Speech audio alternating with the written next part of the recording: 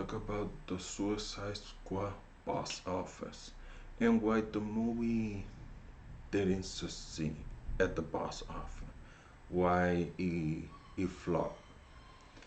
I think there are a couple of reasons of that, not just one reason.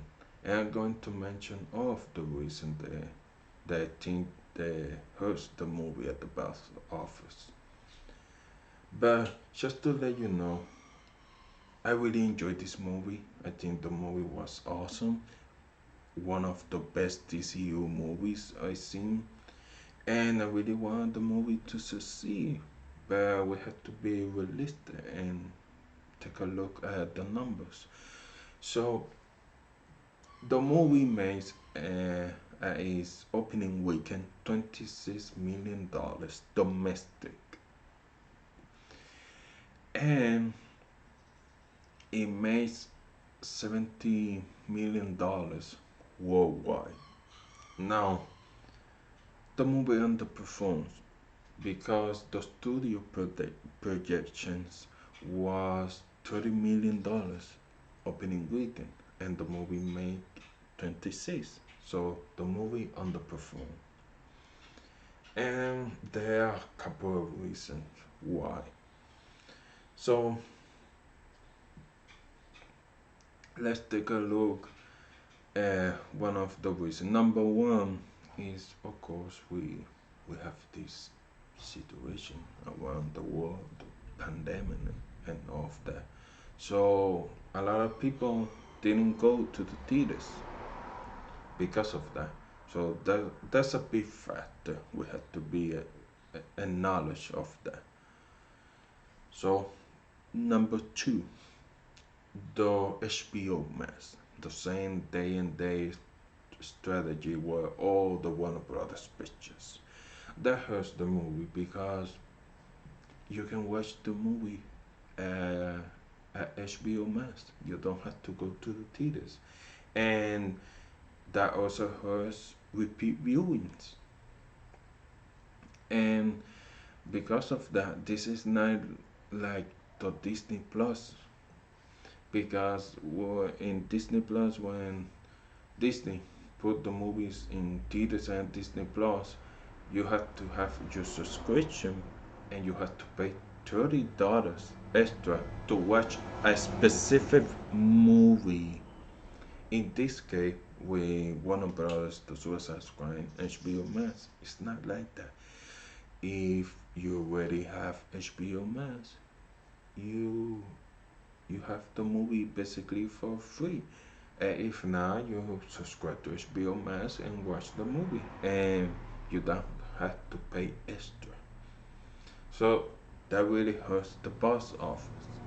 And it's, it's, it's, it's not only with this movie. We've seen where all the Warner Brothers movie. So that's a big factor also. Number three, the R rated. Now this movie is super violent. The comedy is really hard, very hard, and there are a couple of big things that the movie shows that could be controversial for some people, and this is not like Deadpool, because this Deadpool is violent and the comedy of that, but this is more where they are. This is pushing the R rated. So it's not the same. It's more. So that limits your audience because I don't see families going with kids and all of that to watch this movie. It's not. I don't see it. So number four is maybe for some people eh, watching this movie could be I don't know, this movie is really very wild and crazy, and I don't like things in the movie.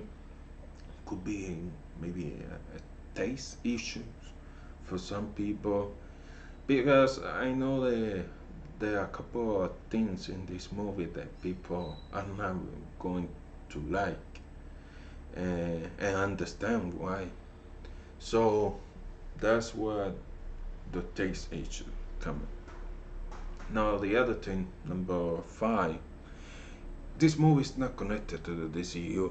It's like its own thing, and I think that's also a problem because it's not like the NCU and the brilliance. We have to acknowledge that the NCU, you basically you have to watch all of the movies because they are interconnected, and you have to want to be part of the big story they are telling. In this case, no, it's not. If you not watch this movie, you're not missing out in the story of the DCU of some kind. It was not like the first Suicide Squad. The first Suicide Squad was interconnected. You have Bruce Wayne talking to Amanda Waller, recruiting the Justice League. He also of course Batman, and there were a couple of things that they were, they were connected to the big DCU, but in this movie it's not. So that's a problem. Now, number six, there's this movie has now a star power. Maybe you can argue yes, but Margot Robbie. But we'll get to Margot Robbie in a bit. But it seems more obvious that the first Suicide Squad really helps to have Will Smith as the lead character. It really brings those those people to the theaters and those box office numbers. So that's basically lack of star power. There are no big names, but maybe Margot Robbie. You can argue, yes, she's very well known, but you don't really have like this really big A-lister star, and well, that's a problem because there's basically no one who can carry the fame alone. So the other thing, number seven, no big characters in this movie. Now the other thing is that you don't have Joker in this movie. You don't have Batman. You don't have Deadshot because I can argue that Deadshot was not really a well-known character, but he appeared in one of the trailers for the Batman Origins game, and he was the lead in a Batman Assault on Arkham animated movie. So, and then Will Smith portray take over the character in the first Suicide Squad. So if you have Will Smith come back for this movie, it will be a big character because of Will Smith in the first movie. So that's the other thing. No big characters here. Number eight. The first Suicide Squad, I think it was bad. And I think most people didn't like that movie. The movie was successful, but most people didn't like that. So, and I think that was coming to this movie is like, well, the first one I didn't like, so I don't know if I'm going to like this. So that's a problem. And the other problem was the title. The first Suicide Squad is called the Suicide Squad, and this is the Suicide Squad. So it's very similar and can create some confusion with viewers and audience. So they should have used another name for this movie, another title. So number 9, completely unknown character. So the problem here is basically the only known character here is Margot Robbie, and you can say Amanda Waller, but basically is Margot Robbie as Harley Quinn.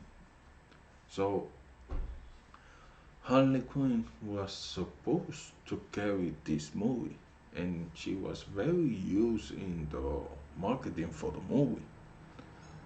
But besides that, this is also a combination with the lack of star power. So you don't have big characters and you don't have big name actors. So that's that's not really pushing people to go to see this movie because the first Suicide Squad have the first live action Harley Quinn in a movie, so everyone was curious to see that, was really looking forward. And Jared Leto, because there was really interest to see his performance in the movie as the Joker. So this movie didn't have any of those things. So number 10, mainstream audience were not very interested in this movie. And because of that, we can see, I believe in DC fandom, there were two trailers released for this movie. There were a trailer for all the characters, and there were behind the scenes making of the movie. Those two trailers underperformed at DC fandom. So people were not like interested to see this movie, and that's way ago. So in DC fandom, we already knew that there were not a lot of interest in watching this movie. Lack of mainstream audience influence. So that hurts the movie because not many people were looking to see this movie. They were not interested. So number 11, this is where Harley Quinn comes. Now this is a big problem because Birds of Prey, it was, I can say Birds of Prey was a divided film. Maybe I know some people like the movie, but the movie didn't succeed at the box office. So you can say that hurts the character because you come into this movie and one of the last movie was Birds of Prey and really underperforms. It was bad, and so this is like hurting the Harley Quinn character. The value of the characters goes down, and she was basically to the one who carried this movie. She was the big known character. So I think the underperformance the of Birds of Prey, and some people that like her, by Adam Stone. That is a factor here because of the Harley Quinn character. And number 12, you can say maybe the lack of appeal in the marketing because I think the trailers were good, but they were never at the same level as the trailers for the first Suicide Squad. It was very this trailer for this movie for the Suicide Squad. There was like for a specific audience. There were not there was not a lot of actions in the trailer. There were a couple of actions, but it's more of the humor of the movie and the comedy of that. And I don't know. I think they could have done better with the marketing of this movie and make it more appealing to people. So that's also a factor. And the other thing is, of course, piracy because the movie was on HBO Max. So you have a 4K HD version of the movie, so they can easily pirate the movie.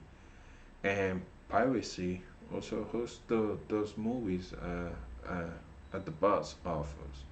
So imagine having a 4K HD version so you can watch the movie. That's also a factor. So I believe that's all of those things combined really hurts the box office of this movie. Maybe some more than other, but I think all of these reasons, these 13 reasons, were were a combined factor to the box office results of this movie. So that's really sad for the movie. Um, I don't know if we're really going to get another Suicide Squad movie. And sure, if they make another one, they're going to have to bring back Will Smith and bring some and put some big characters at least for the next installment. So we will have to wait and see. So that's it. That's my discussion about the Suicide Squad box office. So if you like this video, hit the like button. Let me know what you think of why the movie didn't succeed at the comments below. And